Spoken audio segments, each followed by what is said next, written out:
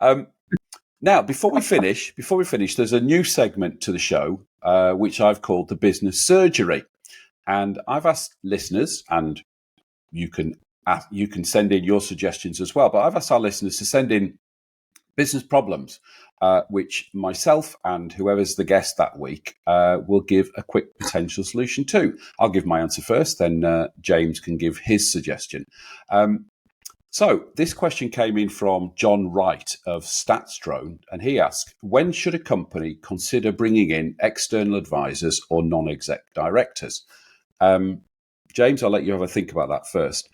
From my point of view, I always feel that bringing in external advisors is important when you're going to the next stage, whatever that next stage might be.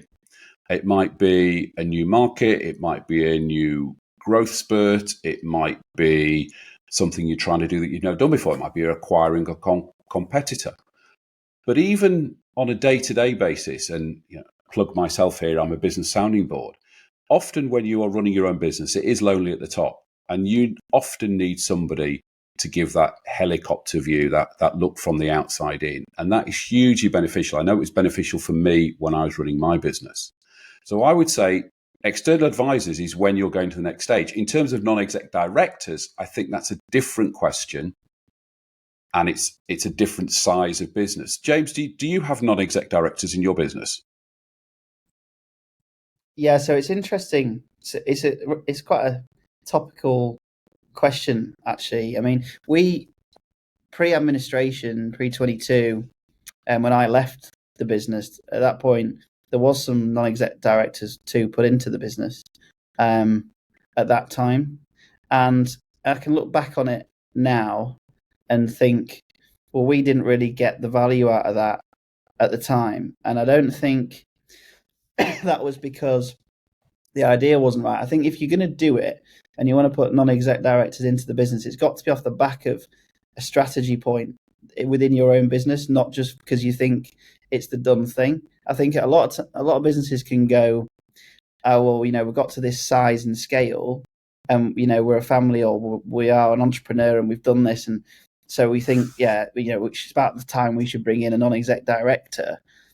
I don't think it should be looked at it that way. It should be, if you've got a strategy and something that you're trying to achieve, your business has got a 3-year, 5-year strategy, and you're trying to do a certain thing, and you need some advice and some help from people to be able to, that maybe you've done that before, or have got contacts that know how to help you do that, or can help you deliver that strategy, then at that point, I think it makes total sense to bring in a non-exec director, because you haven't got necessarily the experience and the time to sit back and see from the wood from the trees to achieve that.